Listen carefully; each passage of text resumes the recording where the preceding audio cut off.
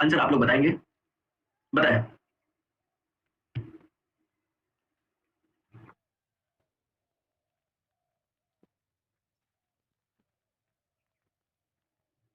जो multi use plastic होता है ना, जिसको बार बार यूज करा जा सकता है, वो जो बॉटल होती है किसकी बनी होती है दोस्तों, वो बना होता है पॉलीथीन का। पॉलीथीन क्या है, एक प्रकार का बहुलक है, आप लोगों का पॉलीमर है। और पॉलीथीन अगर एक पॉलीमर है तो इसका कोई मोनोमर भी होगा, तो पॉलीथीन का जो मोनोमर होता है वो एथिलीन होता है, ध्यान रखेंगे। तो इसी की आप लोग क्या बनती है, बोतलें बनती है। राइट आंसर आपको हो जाएगा ऑप्शन नंबर सी। तो जो भी आप लोग की मल्टी यूज होती है ना, बहुप्रयोग, जिसका बार बार यूज कर सकते हो, तो ये आप लोग की पॉलीथीन की आप लोग की बनी होती है। क्लियर है क्या? और अगर हम लोग बात करें पॉलीथीन का निर्माण होता कैसे है, एथिलीन और प्रोपिलीन के बहुलीकरण द्वारा, इसके पॉलीमराइजेशन से किसका निर्माण होता है, आपका प्लास्टिक का निर्माण होता है। और इसको आप लोग आसानी से साँचे में डाला इसको जा सकता है। तो राइट आंसर आपका ऑप्शन नंबर सी होगा। नेक्स्ट क्वेश्चन आप लोगों की स्क्रीन पे, क्वेश्चन आप लोगों की स्क्रीन पे बताइए। क्या हो गया? चलिए, ना चिपकने वाले बर्तन दोस्तों, जो नॉन स्टिक आप लोगों के बर्तन होते हैं, जो आप लोग किचन में यूज करते हुए, किसके बने होते हैं, इस पे किसकी कोटिंग होती है, टेफ्लॉन की होती है। राइट आंसर आपको हो जाएगा option number C, Teflon. Next question आप लोगों की स्क्रीन पे, बहुत अच्छा क्वेश्चन है, आंसर आप लोग बताएंगे।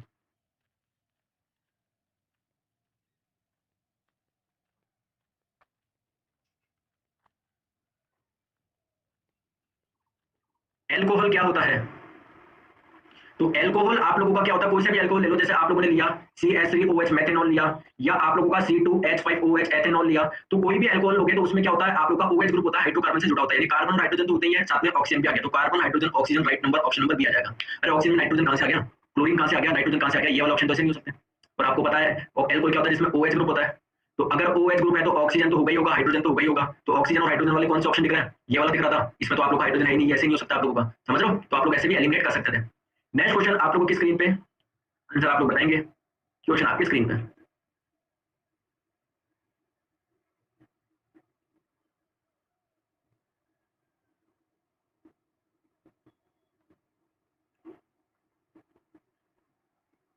दोस्तों इलेक्ट्रॉन की जो डिस्कवरी करी थी वो किसने करी थी, थॉमसन ने करी थी। उन्होंने एक एक्सपेरिमेंट करा था जिसको बोलते हैं कैथोड रे एक्सपेरिमेंट, और उन्होंने क्या पाया, ये जो आपकी जो रेज निकल रही है, कैथोड रेज निकल रही है, वो क्या है, इलेक्ट्रॉन की बनी हुई है। कैथोड रे में क्या है, आपके इलेक्ट्रॉन्स है। तो बेसिकली कैथोड रेज क्या है, स्ट्रीम ऑफ इलेक्ट्रॉन है, इलेक्ट्रॉन की धारा है। कैथोड रे के पार्टिकल्स किसके बने होते हैं, आपके इलेक्ट्रॉन ही होते हैं। तो राइट आंसर आपको हो जाएगा ऑप्शन नंबर ए। नेक्स्ट क्वेश्चन आप लोगों की स्क्रीन पे, आंसर आप लोग बताएंगे, बताइए।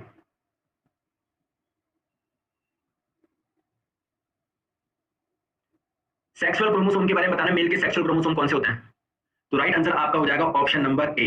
देखिए आप लोगों को पता है कुल पेयर कितने होते हैं, 23 पेयर होते हैं। 23 पेयर का मतलब क्या होता है, 46 क्रोमोसोम होता है। तो यहाँ पर दोस्तों 1 से 22 तक तो क्या होते हैं, बिल्कुल सेम होते हैं, चाहे वो मेल में हो चाहे फीमेल में हो। क्या क्या होते हैं, एक्स एक्स होता है, चाहे मेल हो चाहे आप लोग का फीमेल हो। लेकिन 23वां पेयर जो होता है वो फीमेल में एक्स एक्स होता है, और मेल में क्या होता है, एक्स वाई होता है। और इस 23वें पेयर से ही आप लोग बता सकते हो लड़का हो लड़की लड़की है। तो सेक्स जो आप लोगों का डिफाइन होता है, पता लगता है, किससे पता लगता है, 23वें क्रोमोसोम से, इसलिए इसको सेक्स क्रोमोसोम भी बोलते हैं। सेक्स क्रोमोसोम मेल में क्या होगा, एक्स वाई होगा, फीमेल में एक्स एक्स होगा। तो राइट आंसर आपको हो जाएगा ऑप्शन नंबर ए। नेक्स्ट क्वेश्चन आप लोगों की स्क्रीन पे, आंसर आप लोग बताएंगे।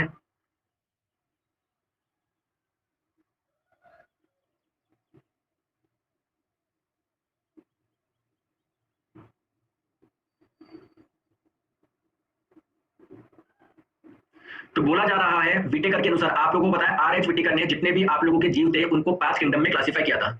तो इन्होंने कौन से वाले ग्रुप में पूर्णतः विकसित केंद्रक नहीं पाया जाता है, मतलब कौन सी आपकी प्रोकैरियोटिक सेल कौन सी होती है, तो वो आपको जाएगा दोस्तों ऑप्शन नंबर डी, मोनेरा। तो देखिए यहाँ पर आप लोग Monera, Protista, fungus, Plantae, Animalia 5 kingdom में क्लासिफाई किया था। तो इसमें मोनेरा में किसको रखा, जो कि आप लोग के यूनिसेलुलर मतलब एक सेल वाले, और प्रोकैरियोटिक, प्रोकैरियोटिक का मतलब जिसमें न्यूक्लियस डेवलप नहीं होता, केंद्रक डेवलप नहीं होता, तो किसमें है, मोनेरा में। राइट आंसर हो जाएगा ऑप्शन नंबर डी, मोनेरा। समझ में आ गया। चलिए नेक्स्ट क्वेश्चन पे हम लोग चलते हैं, आप लोगों की स्क्रीन पे आंसर आप लोग बताएंगे। नेक्स्ट क्वेश्चन,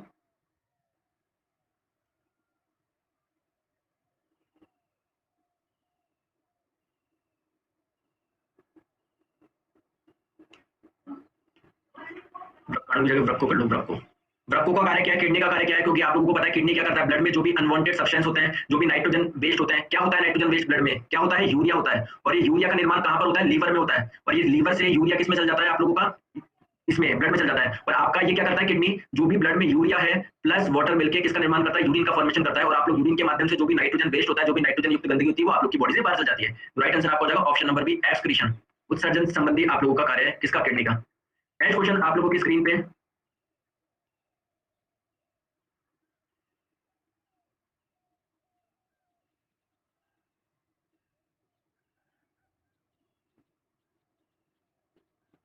डैश एक 20 सेंटीमीटर लंबी ट्यूब है जो मूत्राशय से मूत्र ले जाती है। तो ये कौन सी हो जाएगी दोस्तों? यूरेथ्रा हो जाएगा, मूत्र मार्ग हो जाएगा। और आप लोगों को पता है ये एक कॉमन पैसेज है किसके लिए? मूत्र भी आप लोगों का यहीं से निकलता है और जो वीर्य होता है वो भी यहीं से निकलता है, मूत्र मार्ग से। ये होता कहां पर है? तो आपको पता है दोस्तों, किडनी में किसका फॉर्मेशन होता है? यूरिन का फॉर्मेशन होता है, मूत्र का फॉर्मेशन होता है। किडनी से जो यूरिन होता है वो यूरेटर के माध्यम से, यानी आप लोगों का दोस्तों मूत्र वाहिका के माध्यम से कहां पर आता है? ब्लैडर में आता है, मूत्राशय में आता है और यहां से आप लोग का यूरिन बाहर निकलता है। तो कौन से रास्ते से निकलता है? यूरेथ्रा से निकलता है, जिसको हम लोग हिंदी में मूत्र मार्ग बोलते हैं। समझ रहे हो? तो आपसे पूछा गया ब्लैडर से मूत्राशय से मूत्र कौन लेकर जाता है? मूत्र मार्ग लेकर जाता है। राइट आंसर आपको हो जाएगा ऑप्शन नंबर बी, जिसकी लंबाई 20 सेंटीमीटर होती है। नेक्स्ट क्वेश्चन आप लोगों की स्क्रीन पे आंसर बताएंगे।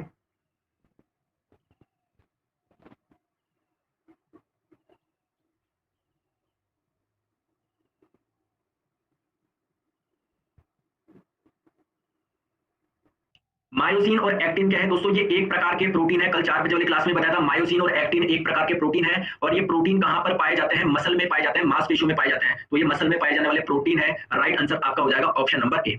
नेक्स्ट क्वेश्चन आप लोगों की स्क्रीन पे आंसर आप लोग बताएंगे।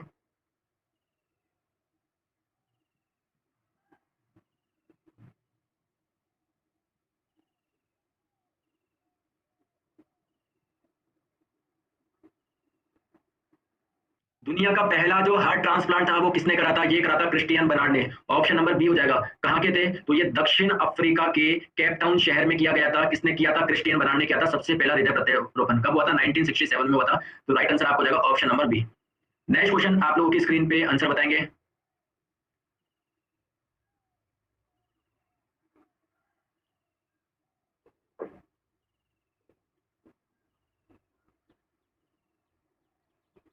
सेलेवरी ग्लैंड से, लाल ग्रंथि से कौन सा एंजाइम निकलता है? तो आप लोगों को पता है लाल ग्रंथि से निकलता है सेलेवरी एमाइलेज। और इसी को हम लोग क्या बोलते हैं? देखिए, एमाइलेज आपका पैनक्रियास से भी निकलता है और एक आप लोगों का सलाइवा में पाया जाता है। तो जो आपका सलाइवा में एमाइलेज होता है इसको हम लोग बोलते हैं सेलेवरी एमाइलेज। इसको हम लोग क्या बोलते हैं? Salivary amylase. और मैंने आप लोगों को बताया प्यारे दोस्तों, इसी को ही क्या बोला जाता है? टाइलिन बोला जाता है, जो कि किसका पाचन करता है? कार्बोहाइड्रेट का पाचन करता है। तो राइट आंसर आपका हो जाएगा ऑप्शन नंबर डी। दोस्तों कोई मुझे बता सकता है क्या ट्रिप्सिन कहां पर पाया जाता है? एक बार कमेंट सेक्शन में ऑन कर लेता हूं। ट्रिप्सिन कहां पर पाया जाता है? पैनक्रियास। बहुत बढ़िया दोस्तों, पैनक्रिएटिक जूस में पाया जाता है ये एंजाइम। पैनक्रियास से एक जूस निकलता है, एक रस निकलता है, जिसको बोलते हैं पैनक्रिएटिक जूस, यानी अग्नाशय रस। और आप लोग क्या मुझे कमेंट करके बता सकते हो कि किसका पाचन करता है ये? ट्रिप्सिन पाचन किसका करता है? ट्रिप्सिन वसा का करता है? गलत है दोस्तों, प्रोटीन का पाचन करता है। बहुत बढ़िया, ये आप लोगों का प्रोटीन का पाचन करता है। क्या आप लोग मुझे बता सकते हो लाइपेज कहां पर पाया जाता है? लाइपेज कहां से आता है? लाइपेज, लाइपेज कहां पे मिलता है? ये भी दोस्तों पैनक्रिएटिक जूस में पाया जाता है। पैनक्रिएटिक जूस में आप लोगों का एक पाया जाता है ट्रिप्सिन, एक पाया जाता है लाइपेज, और एक तीसरे एंजाइम का बता सकते हो क्या? तीसरा, तीसरा बताओ, तीसरा कौन सा होगा? दो तो मैंने बता दिया। हाँ, बहुत बढ़िया। अरे रेनिन नहीं होगा दोस्तों, एमाइलेज होगा। अभी अभी तो मैंने बताया एमाइलेज आप लोगों के सलाइवा में भी पाया जाता है और पैनक्रिएटिक जूस में पाया जाता है। और आप लोगों का पेप्सिन किस में पाया जाएगा? पेप्सिन किस में पाया जाएगा? पेप्सिन बताओ जल्दी से। पेप्सिन स्टमक में जो गैस्ट्रिक ग्लैंड होती है ना, जठर ग्रंथियां, उनसे जो जठर रस निकलता है उसमें पाया जाता है, या फिर आप लोग बोल सकते हो स्टमक में पाया जाता है। तो राइट आंसर आपका कौन सा हो जाएगा? जो लाल ग्रंथि में पूछा जाता है, एमाइलेज। चलिए चैट्स बंद करते हैं, आगे हम लोग चलते हैं नेक्स्ट क्वेश्चन पे। नेक्स्ट क्वेश्चन पे चलते हैं। आप लोगों की स्क्रीन पे आंसर आप लोग बताएंगे। क्वेश्चन आपकी स्क्रीन पे है।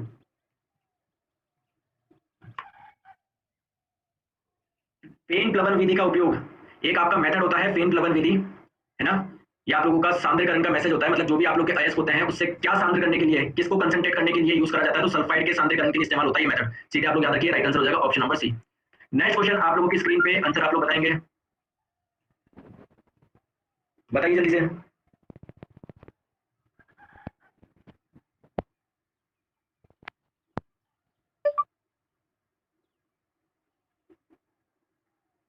तो राइट आंसर आपको जाएगा ऑप्शन नंबर सी। बहुत बढ़िया। देखिए, बेकिंग पाउडर क्या होता है? बेकिंग सोडा और टार्टरिक एसिड का मिक्सचर होता है। बेकिंग सोडा आप लोग सभी जानते हो, बेकिंग सोडा खाने का सोडा कौन सा होता है? Na2CO3 होता है क्या? नहीं, ये तो आपका वॉशिंग सोडा होता है। तो क्या होता है? सोडियम बाइकार्बोनेट, यानी सोडियम हाइड्रोजन कार्बोनेट भी आप लोग बोल सकते हो, NaHCO3। और आपके टार्टरिक एसिड का मिक्सचर होता है जिसको हम लोग बेकिंग पाउडर बोलते हैं। तो right answer option number C हो जाएगा।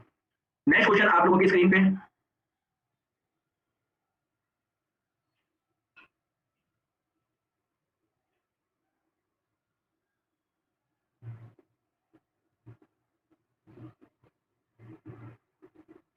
तो राइट आंसर आपका हो जाएगा ऑप्शन नंबर बी। देखो, बोला जा रहा है एसिड रिएक्ट विद अल्कली, मतलब जब आप लोगों का अम्ल क्षार से अभिक्रिया करता है, increase salt which is called decomposition reaction. इसको डीकंपोजिशन रिएक्शन बोलते हैं? नहीं दोस्तों, इसको हम लोग बोलते हैं न्यूट्रलाइजेशन रिएक्शन, उदासीनीकरण अभिक्रिया। तो राइट आंसर आपका हो जाएगा ऑप्शन नंबर बी। ठीक है, नेक्स्ट क्वेश्चन आप लोगों की स्क्रीन पे आंसर आप लोग बताएंगे।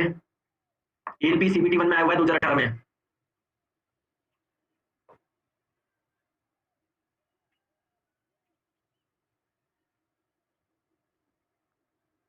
आप लोगों को बोला जा रहा है कि ये NH4 का होल्ड ट्वाइस SO4 के एक अणु में कितने परमाणु होंगे, तो गिन लो यार। ये देखो 4 ये रहा, एक ये रहा, अंदर 4 और 1 5, 5 × 2 10, तो 10 और 1 11 और 4 15, ऑप्शन नंबर 20 का आंसर हो जाएगा। बताओ गिनने में भी कोई दिक्कत आ रही है क्या? टाइम कम दिया था क्या दोस्तों इसके लिए? शायद मेरे को भी इतना टाइम लगा है, मैं भी आपके सामने गिन ही रहा हूँ। टाइम परफेक्ट दिया था ना? अच्छा टाइम कम था, किसको लग रहा था टाइम कम था? एक बार कमेंट करके बताएंगे किसको लग रहा था टाइम कम था।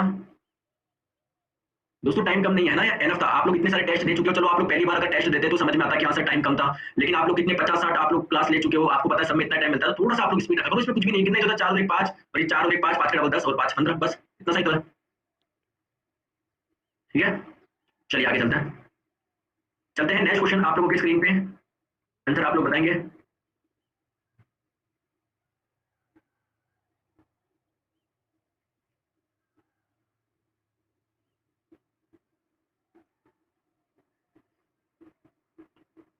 दोस्तों इस क्वेश्चन का मैं जो सॉल्यूशन होगा अभी सिर्फ मैं इतना बताता हूँ, ए होगा, क्योंकि जस्ट इसके आगे एक और क्वेश्चन है, अगर मैंने अभी उसका सॉल्यूशन बता दिया तो उसका आंसर आपको पता पड़ जाएगा। तो दोनों का सॉल्यूशन मैं एक साथ बताऊंगा। तो ये क्वेश्चन समझ में आ गया आपका? मुझे नहीं पता क्या क्वेश्चन था, दोनों का सॉल्यूशन एक साथ बताऊंगा। पहले इसको भी सॉल्व कर लीजिए, फिर दोनों का एक साथ बताऊंगा आप लोगों को। ठीक है, बताइए दोस्तों, ये आपका मेटल लोड होता है ना?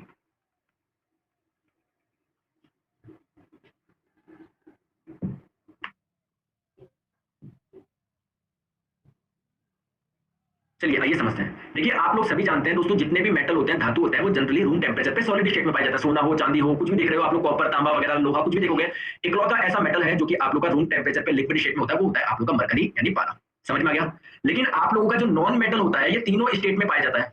जैसे इकलौता, जैसे मैं आप लोगों से बोलूं, ये ब्रोमीन हो गया, आयोडीन हो गया, तो सॉलिड स्टेट में पाया जाता है। क्या आप लोगों का हाइड्रोजन भी नॉन मेटल है क्या? बिल्कुल है, लेकिन ये गैस स्टेट में पाया जाता है।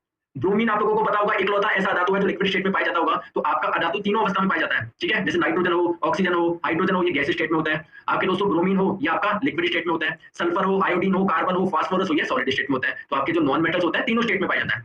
ठीक है, अब आप लोगों से पूछा अधातु का भौतिक गुण नहीं है, तो अपने आप आंसर बन हो जाएगा, they are only in solid state. क्या सॉलिड स्टेट में होते हैं? नहीं सर, सॉलिड में भी पाया जाता है, लिक्विड में पाया जाता है, गैस में पाया जाता है। तो राइट आंसर आप लोग का हो जाएगा option number A. I hope ये दोनों क्वेश्चन आप लोगों को समझ में आ गए होंगे। चलिए नेक्स्ट क्वेश्चन आप लोगों की स्क्रीन पे, आंसर बताएं।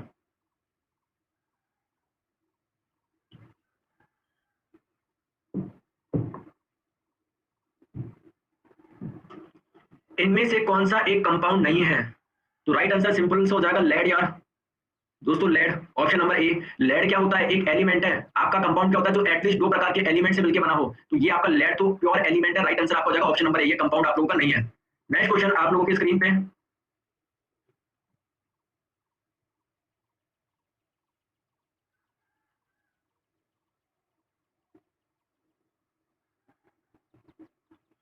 तो जितने भी आप लोगों के बल्ब होते हैं वो किस में जुड़े होते हैं? तो बहुत जनों को लग रहा होगा कि देखो सर एक लाइट ये रही, इसके जस्ट इधर आपके दूसरी लाइट पे तीसरे को सीरीज में ना। दोस्तों सीरीज में नहीं होते, पैरेलल में होता है। समझ रहे हो क्या? ये आपकी किस्मत है, पैरेलल में होते हैं। पैरेलल कौन से होते हैं? जैसे मान लो ये एक और ये दूसरा जब ऐसे जुड़ा होता है तो उसको पैरेलल में बोलते हैं। तो ये आप लोग के पैरेलल में जुड़े होते हैं। और पैरेलल में क्या होता है? वोल्टेज आप लोगों का सेम रहता है। जैसे मान लीजिए आप लोग का एक वायर है जिसका रेजिस्टेंस मान लीजिए R1 है, ये कोई दूसरा वायर है जिसका रेजिस्टेंस क्या है R2 है। तो मान लीजिए दोनों को मैंने किसी एक बैटरी से जोड़ा।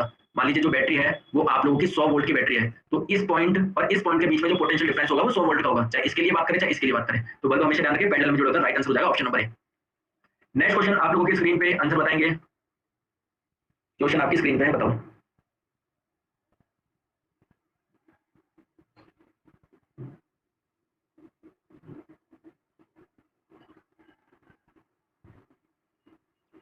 तो राइट आंसर आप लोग का हो जाएगा ऑप्शन नंबर ए, टंगस्टन। तो जो फिलामेंट यूज करा जाता है किसका करा जाता है? टंगस्टन का करा जाता है। बहुत सिंपल क्वेश्चन है, कितनी बार आ चुका है ये। तो राइट आंसर हो जाएगा ऑप्शन नंबर ए। नेक्स्ट क्वेश्चन आप लोगों की स्क्रीन पे, आंसर बताइए। क्वेश्चन आपकी स्क्रीन पे है।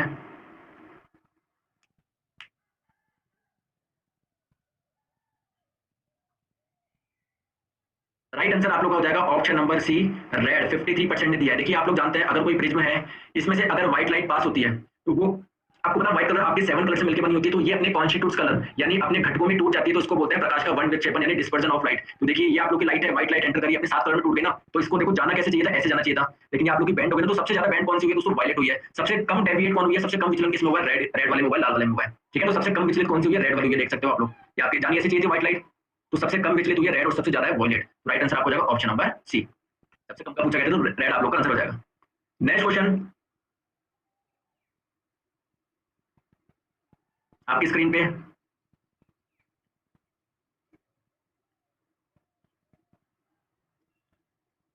राइट आंसर आपका हो जाएगा option number D, concave mirror. देखिए मैंने आप लोगों को यूज बताए थे कॉनकेव के, अवतल के, कितनी बार मैंने ट्रिक बता दी। हेलो दोस्तों, सुबह शाम ट्राई करो। तो हेलो से हो जाएगा गाड़ी की हेडलाइट, कौन सा होता है, कॉनकेव होता है, ऑप्शन नंबर डी। दोस्तों डेंटिस्ट हो गए, आप लोगों के शेविंग मिरर हो गए, सोलर ओवन हो गए, सोलर कुकर हो गए, टॉर्च हो गए, इन सभी में आपका कॉनकेव यूज होता है। तो राइट आंसर आपका हो जाएगा option number D. Next question आप लोगों की स्क्रीन पे, आंसर आप लोग बताएंगे।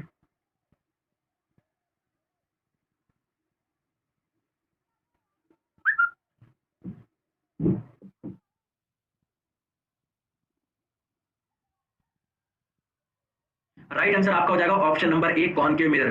देखिए आप लोग मान लीजिए ये कोई आप लोगों का स्फेरिकल मिरर है, ठीक है, इसको थोड़ा सा बड़ा कर देता हूं मैं, टेंशन ना लीजिए आप लोग। मान लीजिए कोई मिरर है आप लोगों का, स्फेरिकल मिरर का कुछ पार्ट है।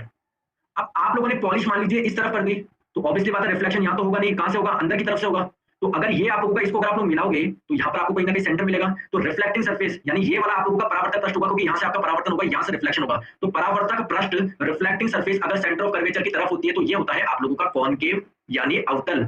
और अगर मैं आप लोगों से बात करूं कि कुछ इस प्रकार का मिरर है ना, तो ये इसका सेंटर कहां पर होगा दोस्तों, यहाँ पर होगा कहीं ना कहीं। लेकिन आप लोगों ने पॉलिश मान लीजिए यहाँ से कर दी, इस तरफ से पॉलिश कर दी, ऑब्वियसली बात है जहां भी रिफ्लेक्शन कहां से होगा, इस वाली सतह से होगा नहीं, शाइनी सरफेस होगा, यहाँ से होगा, इस वाली से होगा। तो अब जो रिफ्लेक्टिंग सरफेस है, परावर्तक पृष्ठ है, वो ये है। और परावर्तक पृष्ठ कहां पर है, केंद्र की तरफ है, वक्रता केंद्र की तरफ इससे दूर है। तो जब वक्रता केंद्र के बाहर होता है तो आप लोगों का क्या होता है, कॉन्वेक्स होता है। तो इसमें क्या बोला गया है, परावर्तक सतह अंदर की ओर है, परावर्तक सतह अंदर की ओर है, सेंटर ऑफ कर्वेचर की तरफ है, तो ये आपका कॉनकेव हो जाएगा, ऑप्शन नंबर ए। नेक्स्ट क्वेश्चन आप लोगों की स्क्रीन पे मेरे दोस्तों, आंसर बताइए।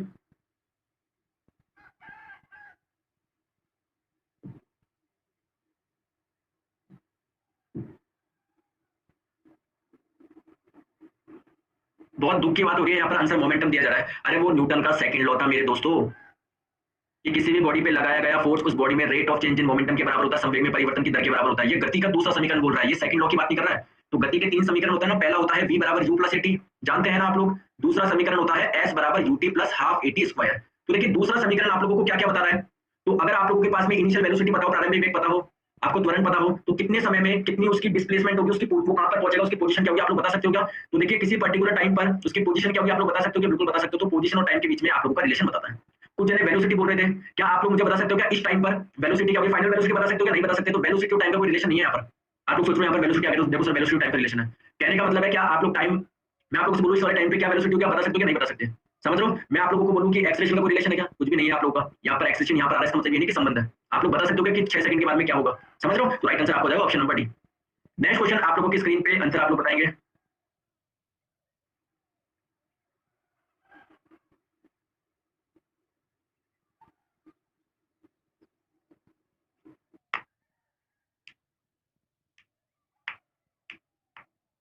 देखिए आप लोगों से बोला जा रहा है यदि कोई लड़का गैस से भरा गुब्बारा छोड़ता है तो वो ऊपर की ओर जा रहा है। दोस्तों आप लोगों को पता है जमीन से जितनी हाइट आप लोगों की ज्यादा होगी, mgh ज्यादा होगा, पोटेंशियल एनर्जी ज्यादा होगा। तो जैसे जैसे ऊपर होता जा रहा है पोटेंशियल एनर्जी उसकी बढ़ती जा रही है। राइट आंसर हो जाएगा option number D, increases. Clear है क्या।